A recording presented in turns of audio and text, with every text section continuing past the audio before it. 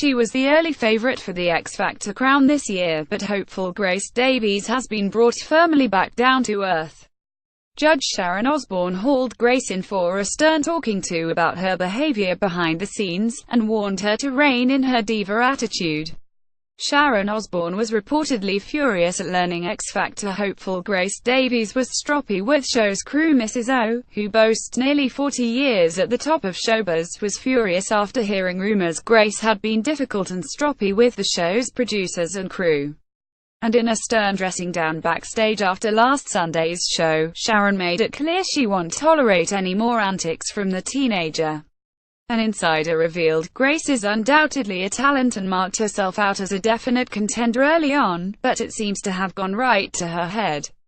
SHARON is having none of it, and after she heard some of the talk about Grace's behavior backstage, she pulled her into her dressing room at the studios. The judge gave teenager Grace a firm talking to, and told her to quit her diva behavior. She told her to get her attitude in check because success in showbiz is all about working with people and getting the best team around you. It was very awkward for all involved, but hopey that'll be the end of the matter and Grace will get back to her best. Grace had been the early bookies' favorite to win after her triumphant performance on the first live show, but has since slipped behind Simon Cowell's boy band Raksu in the pecking order. An insider claimed Grace's popularity went straight to her head, much to the disapproval of seasoned judge SHARON. A production source added SHARON knows how much this means to Grace, who is beside herself that people may mistake her need to be a perfectionist as being difficult. Let's hope a dose of reality from Mrs. O has done the trick before it's too late. Grace Davies performs Ciao Adios by Anne-Marie on the X Factor Blue Planet 2 is TV's most family-friendly show. But this Sunday you may want to cover the kids' eyes as it features a phallic-shaped creature called a bobot worm. The metrolong ferocious jawed creature, filmed in Indonesia, will be shown exploding out of the seafloor and ambushing its prey in episode 3 of the BBC One hit. Speaking about the animal, Sir David Attenborough says it's a giant carnivorous worm with a jaw as sharp as daggers. It pays to remember there is a bobot about. What the TV legend fails to mention, however, is that the seabed predator gets its popular name from Lorena Bobbitt. She made headlines in the 90s when she cut off her husband's penis with a kitchen knife while he was asleep and then threw it into a field. A show insider said just looking at it is bound to have viewers in giggles, especially when they find out the real reason behind its name, which Sir David avoids explaining. The bobot worm is the second rude creature to appear in Blue Planet 2. It comes after last week's episode, The Deep, featured a Todger-shaped 10-inch-long sponge, called the Venus flower basket, which was home to mad shrimp. The Beeb always manages to sneak something cheeky into its nature shows. Tamara's breast shock. Viewers will be amazed by Tamara Ecclestone's new reality show, and not just because of her lavish lifestyle. The billionaire heiress is set to spark controversy as she is shown breastfeeding her 3-year-old daughter. In the first episode of Tamara's World, next Wednesday on ITVBE, the socialite is shown feeding Fifi like a baby. Tamara Ecclestone is shown breastfeeding her 3-year-old daughter in new ITVBE reality show Tamara's World. Tamara tells viewers as soon as Fifi was born she headed straight to the boob.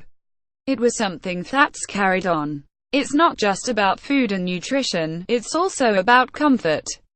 That's important in the relationship between mother and child. Her husband Jay Rutland supports his wife's decision, calling it the most natural thing in the world.